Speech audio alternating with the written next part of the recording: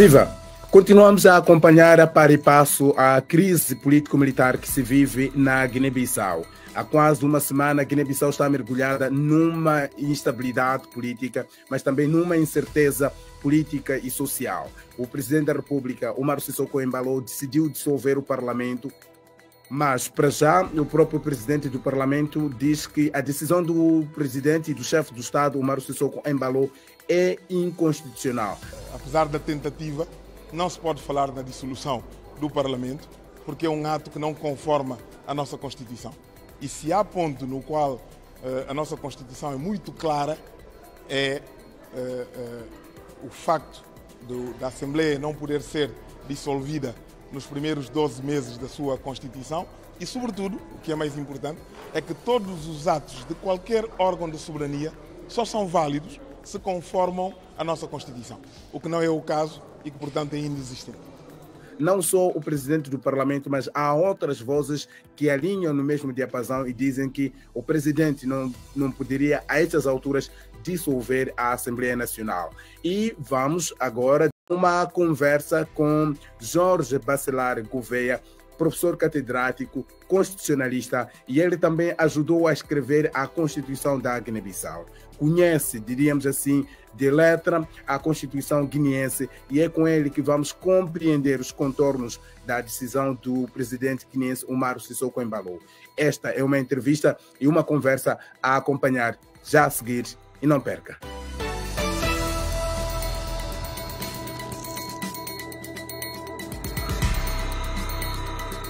Esta semana tivemos essa situação da dissolução do parlamento pelo presidente da Guiné-Bissau, Umaro Sissoko Embalo. Para muitos é uma dissolução ilegal. Eu começo por fazer essa pergunta para si. É ilegal ou não é? É ilegal, neste sentido é inconstitucional, porque, e com o devido respeito pelo Sr. Presidente da República, aliás, que conheço e que estimo, mas de facto, às vezes nós cometemos atos inconstitucionais e ilegais, e foi o caso, e é um ato inconstitucional grave, porque dissolve o Parlamento numa circunstância em que não o pode fazer. A Constituição é muito clara no seu artigo, que fala do assunto, que é o artigo 94, dizendo que a dissolução do Parlamento, da Assembleia Nacional Popular, só pode acontecer ao fim de um ano de uma nova eleição. Ora, a última eleição foi em 4 de junho e, portanto, durante este ano, até 4 de junho de 2024, não pode haver qualquer dissolução. Portanto, este é um primeiro aspecto que parece claro e é um aspecto que não é um problema de prazo, é um problema de estabilidade das instituições e, portanto, a Constituição, quando estabelece esta proibição, não o faz arbitrariamente. Falo para garantir a estabilidade e que um novo Parlamento que acaba de ser eleito possa, durante uma primeira fase da sua vida, se estabilizar e não poder sofrer uma interferência política de um outro órgão. Mas, doutor, o próprio presidente diz que fê-lo porque também tinha em vista a estabilidade do país e que o governo estaria a preparar um golpe institucional. Pois. Essa justificação vinga? Não, aliás, eu até tive a ocasião de falar com o Sr. Presidente da República, ele teve essa gentileza, e de facto essa é a sua explicação, mas a meu ver há vários instrumentos para reprimir ou para prevenir uma situação de golpe que possa estar a acontecer, mas não me parece que a resposta seja através da dissolução do Parlamento, porque o golpe que estava a ser feito, ou alguns deputados supostamente envolvidos em atos ilegais, em atos de violência, esses deputados, ou esses poucos deputados, não representam uma vontade coletiva do Parlamento. O Parlamento é uma instituição, é um órgão colegial que tem os seus fundamentos constitucionais e não me parece que essa crise se resolva com a dissolução do Parlamento. Resolve-se de outra maneira, é fazendo a investigação, porventura demitir alguns ministros que possam estar implicados ou porventura nomear um novo governo, mas não me parece que a solução seja dissolver o Parlamento e, portanto, claro que o argumento é o de que há que se gerou uma grave crise política. Eu acho que não há uma grave crise política, há uma grave crise jurídica de violação das leis, sobretudo no que respeita à detenção de pessoas e atos policiais e contrapoliciais. Portanto, é um problema, digamos, de legalidade policial, não é propriamente um problema de crise política. Uhum. E nesse caso, o presidente já violou a Constituição, como até disse aqui. Há como responsabilizar o presidente da República por esses atos que ele cometeu? Aqui a dificuldade é que o ato de dissolução é um ato político, mas num Estado de Direito, nenhum ato jurídico está imune à Constituição. Isto é, todos os atos têm de cumprir a Constituição, sejam atos políticos, atos legislativos ou até atos judiciais ou atos de outra natureza, até atos de direito privado. Agora, a questão é esta. O ato sendo inconstitucional, de acordo com as regras do artigo 8º da Constituição, um ato inconstitucional é um ato inválido. Inválido significa nulo, não produz efeitos jurídicos e, portanto, os tribunais, acabando no Supremo Tribunal de Justiça, têm a obrigação de declarar essa invalidade e de certificar uma sentença confirmativa, não constitutiva, mas uma sentença declarativa, certificar de que esse ato, de facto, sendo inconstitucional, não pode produzir efeitos. E, portanto, é preciso que o Tribunal tenha uma oportunidade de se pronunciar. Claro que essa é que é a questão, saber como é que levamos isso a Tribunal. Qualquer deputado pode suscitar a questão no Tribunal, quando houver uma interferência ou um efeito prático desse decreto. Por outro lado, o Parlamento, também a meu ver, se o ato é inconstitucional, não tem que o acatar. Portanto, deve continuar os seus trabalhos como se o ato não existisse, ou existindo ele não tem eficácia jurídica porque é nulo e, portanto, não pode produzir efeitos. Então está a dar razão ao Domingos Simões Pereira quando diz que vai convocar o Parlamento por não reconhecer essa dissolução do Parlamento. Sim, a dissolução é inconstitucional. Não é um caso de dar razão a uma pessoa em particular que eu também conheço, mas é o Presidente do Parlamento e, portanto, o Parlamento agora tem todo o direito de se reunir, porque o Parlamento deve considerar que este ato não pode afetar o seu normal funcionamento, porque o Parlamento, na verdade, não foi validamente dissolvido. A questão é muito simples. E até lhe digo mais, se houver qualquer perturbação ou bloqueio por parte de forças policiais ou da ordem, segundo ouvi dizer, não sei se é verdade, para impedir os deputados de entrar no Parlamento, isso é uma coisa muito grave, porque os deputados, além do mais, podem entrar no Parlamento para outros efeitos que não seja reunir. Podem ir aos seus gabinetes, eles continuam a ser deputados, mesmo se a dissolução fosse válida, que não é, os deputados continuam a ser deputados mesmo quando o Parlamento está dissolvido. Eles só deixam de ser deputados quando os seus sucessores os substituírem. Portanto, até lá eles continuam a ser deputados. E sendo deputados têm imunidade, não podem ser detidos, a não ser em casos excepcionais previstos pela própria Constituição. Portanto, qualquer bloqueio, qualquer impedimento físico de os deputados entrarem no Parlamento será sempre um atentado contra a inviolabilidade parlamentar. Mas, doutor, disse há pouco que este ato de dissolução do Parlamento é um ato meramente político e não legal. A minha pergunta é, os atores políticos não devem trabalhar dentro das balizas constitucionais, até porque estamos a falar do presidente da República, que de princípio deveria ser o garante da estabilidade política de um país e estabilidade social também. Sim, aliás, no Presidente da República até tem aqui a máxima responsabilidade, porque de todos os órgãos de soberania, o único caso em que a Constituição estabelece uma obrigatoriedade de juramento, e até dizendo qual é a frase que ele deve jurar, é o Presidente da República, porque quando ele toma posse, ele jura, lê uma frase que está na própria Constituição, isto não acontece em nenhum outro órgão de soberania, dizendo que jura defender e fazer cumprir a Constituição. E, portanto, ele até tem, desse ponto de vista, uma obrigação política e moral acrescida em relação aos outros órgãos de soberania. Então aí pode-se falar aliás, pode-se puxar aqui a figura de violação e de golpe constitucional, como muitas pessoas têm estado a defender na Guiné-Bissau.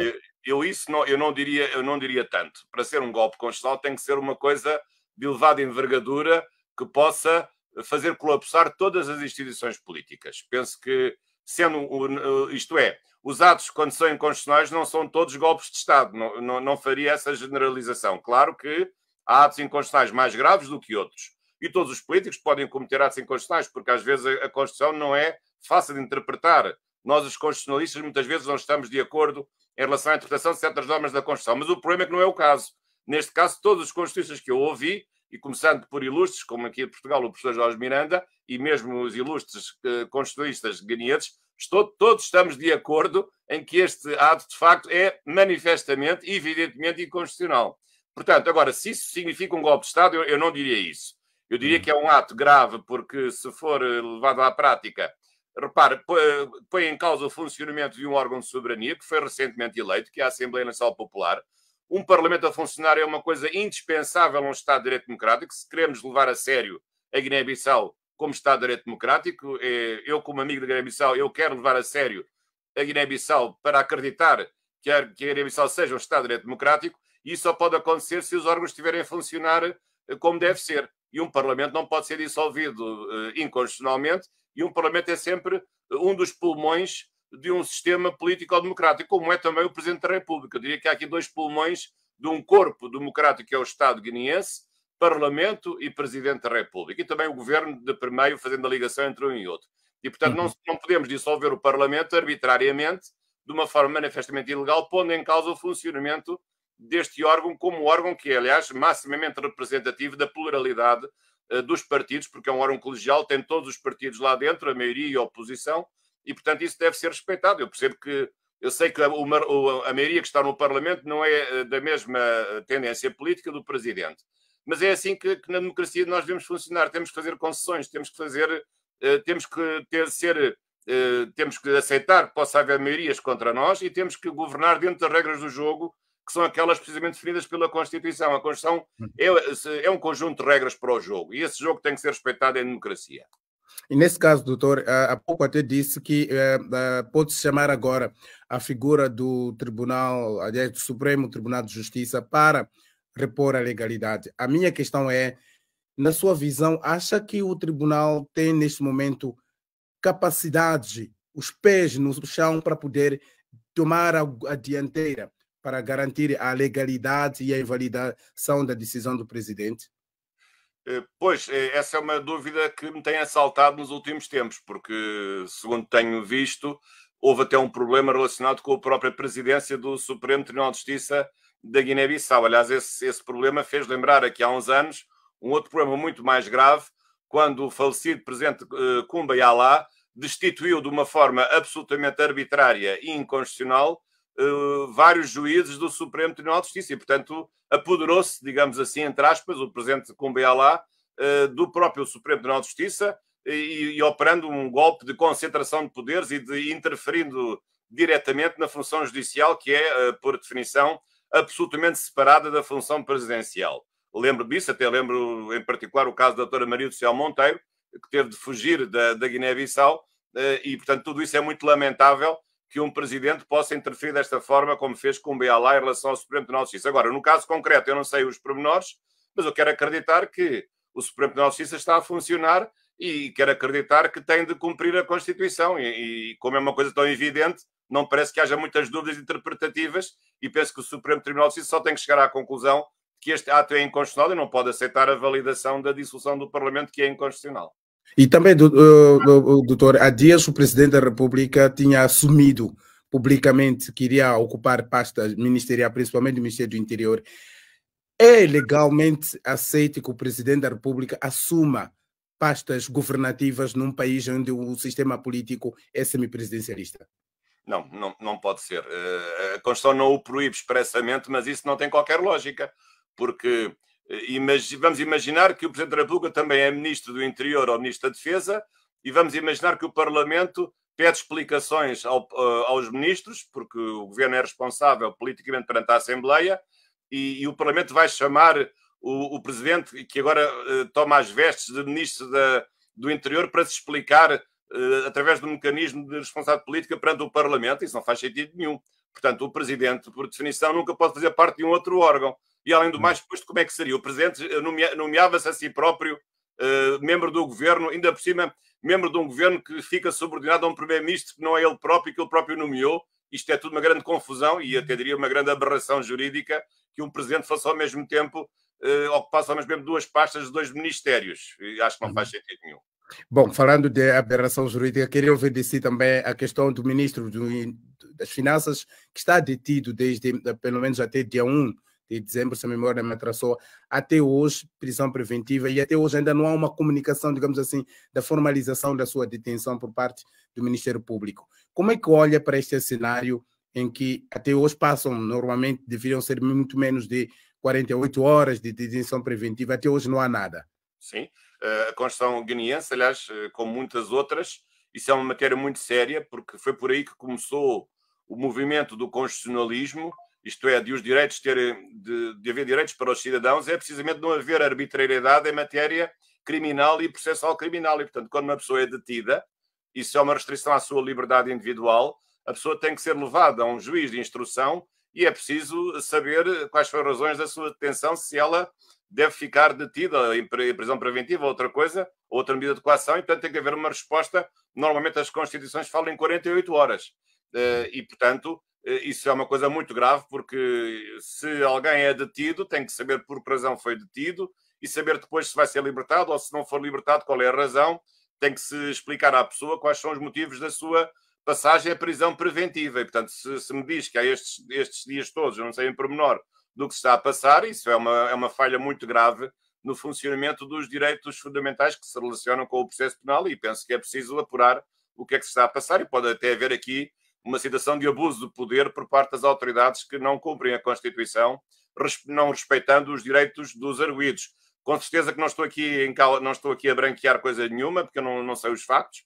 Agora, o que eu sei é que quando alguém é suspeito de um crime, com certeza que as autoridades devem agir, têm o dever de investigar, aliás, até têm o dever de aplicar medidas de coação, mas é dentro da Constituição e da lei, não de uma forma arbitrária ou prendendo pessoas, não lhes explicando o que é que está a acontecer e não lhes conferindo quaisquer direitos de defesa. Como amigo da Guiné-Bissau, se me permite, e conhecendo o seu direito, tendo contribuído várias vezes para reformas constitucionais, gostaria que se fizesse uma nova Constituição. Tem sido realmente difícil, agora neste contexto vai ser ainda mais difícil, mas sobretudo gostaria que esta crise se resolvesse rapidamente e não entrássemos aqui num novo cenário disruptivo que nos pudesse fazer lembrar aquilo que tem sido a Guiné-Bissau nos últimos anos, que provavelmente é do país africano de língua portuguesa, aquele que está mais longe de uma estabilidade que todos nós queremos, e, portanto, gostaria de me esquecer de uma má memória que muitos têm, os lusófonos têm, acerca de todos os problemas que têm acompanhado a instabilidade político-constitucional da Guiné-Bissau. E, portanto, da minha parte, farei aquilo que estiver ao meu alcance para que isso se possa resolver. E agradeço muito esta oportunidade também para me explicar. Obrigado. Ouvimos assim esta conversa com o professor Jorge da Bacelar Gouveia, que é constitucionalista, também professor catedrático, a quem agradecemos a disponibilidade, mas também para todos que estiveram a nos acompanhar, vai o nosso muito obrigado. Voltaremos já a falar de muito mais assuntos relacionados com a Guiné-Bissau e não só nos nossos próximos espaços noticiosos. Já sabe, pode acompanhar essa conversa na íntegra em www.dw.com/português, mas também nas nossas redes sociais, e nós ficaremos gratos pela sua participação.